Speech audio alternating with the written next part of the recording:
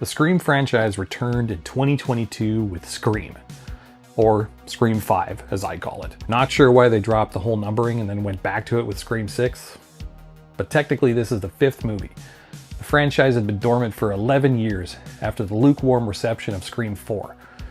It was dusted off and brought back to life with new directors and writers, since sadly Wes Craven passed away after Scream 4. I have to say the new team did a terrific job. This is a great horror slasher flick, and a great Scream movie. It returns to Woodsboro, brings back the legacy characters, and introduces new characters who are really effective. If you love the Scream franchise like I do, obviously, it's definitely worth your time. Scream 5, or Scream, takes place 25 years after the original Woodsboro killings.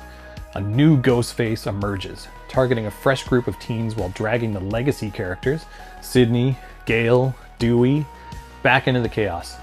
The film balances classic slasher thrills with meta-horror commentary, riffing on the idea of sequels, reboots, and the influence of social media. It blends suspense, clever twists, and self-aware humor while honoring the tone and spirit of the original Scream films. I may get these names wrong, but the 2022 Scream was directed by Matt Bettinelli-Olpin and Tyler Gillette, members of the filmmaking collective Radio Silence, who were known for horror films like Ready or Not, before taking on this franchise.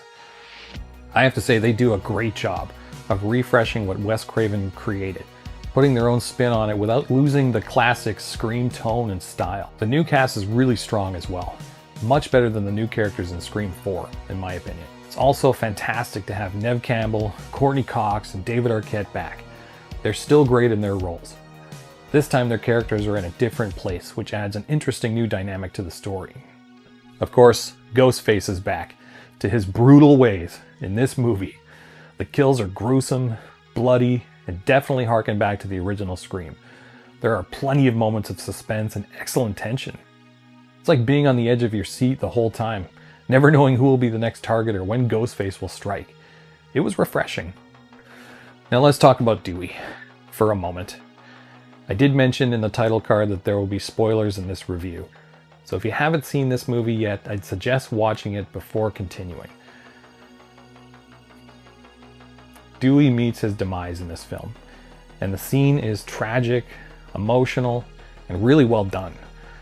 It also shows that, in my opinion, the filmmakers were brave enough to do something new and fresh with the story. So which parts of the movie didn't I like? Why isn't it the best movie in the franchise? Something that would be really tough to pull off. The main issue for me is retconning, and there are some pretty big ones here. Sure, these retcons create a compelling story and even bring back a legacy character that we thought we'd never see again, which was exciting. But the fact that these things were never mentioned before really sticks with me. I'm just not a big fan of retconning in general, especially in a franchise as huge as Scream. Still, it didn't ruin the movie for me. The fact that the franchise is back with this 5th installment and done so well is incredibly exciting and makes me even more eager for what's next. It also sets the stage for what is probably my favorite Scream sequel, Scream 6. Thanks for watching this video. If you like this kind of content and you want to see more, hit the like button, subscribe to the channel. Thanks again, bye-bye.